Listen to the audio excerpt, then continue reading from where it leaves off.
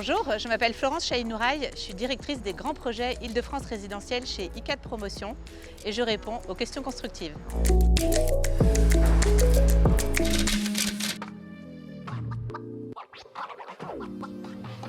Donc ici, nous sommes sur le secteur D du village des athlètes. C'est un projet qui a été remporté par ICAD en 2019 avec la Caisse des dépôts et CDC Habitat. C'est un projet d'environ 52 000 m² de surface de plancher sur les 52 hectares que compte la ZAC du village olympique et paralympique. C'est une ZAC qui est située à cheval sur 3 communes, Saint-Denis, Saint-Ouen et l'île Saint-Denis. Notre projet plus particulièrement est situé sur la commune de Saint-Ouen, le long de la Cité du Cinéma.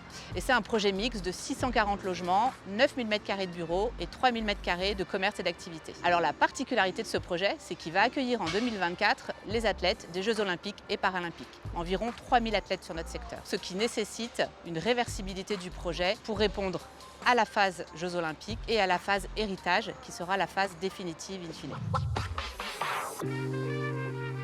Donc pour concevoir ce projet, dès le départ, nous avions 2 cahiers des charges. Le cahier des charges de Paris 2024, qui expliquait toutes les spécificités nécessaires pour l'accueil des athlètes, et le cahier des charges du territoire, c'est-à-dire celui de Plaine Commune et de la ville de Saint-Ouen, pour concevoir des logements et des bureaux conformes aux besoins du territoire. Par exemple, pour un immeuble de logement, pour accueillir les athlètes, on va couper un séjour en installant une cloison provisoire.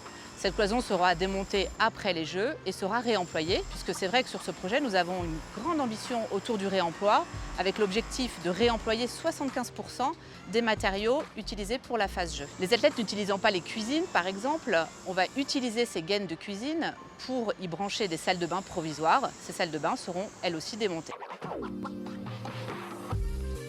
Cette réversibilité des usages, c'est un véritable défi à la fois technique et réglementaire. Tout d'abord réglementaire, puisque nous sommes passés par un permis double état. C'est un permis spécifique qui a été créé pour les Jeux par la loi JOP à travers un décret qui autorise dans un unique permis de construire à la fois la phase pour les Jeux et la phase héritage. Donc c'est un double dossier qui entraîne une double déclaration d'ouverture de chantier, une double déclaration d'achèvement de travaux. Ça nous a obligés à nous poser la question de la réception pour avoir une réception unique in fine, point de départ des garanties, et donc un dossier assurantiel un peu particulier. Et on a dû entraîner nos assureurs dans cette innovation à la fois administrative et juridique. Alors beaucoup d'innovations techniques sur ce projet, des innovations techniques liées au fait qu'on ait un mode constructif autour du bois pour un bilan carbone réduit, mais des innovations techniques liées au fait que l'on accueille les athlètes olympiques et paralympiques en 2024. Par exemple, sur l'accessibilité universelle, on a poussé les curseurs très loin pour aller au-delà de la réglementation handicapée et faire en sorte que tous les athlètes paralympiques, quel que soit leur handicap, puissent utiliser tous les logements. Par exemple, dans les salles de bain, il a fallu encastrer des bacs à douche sur plancher bois, ce qui n'était pas possible en France jusqu'à aujourd'hui. Et donc nous avons obtenu un ATEX, c'est-à-dire une autorisation d'expérimentation technique pour pouvoir encastrer ces bacs à douche.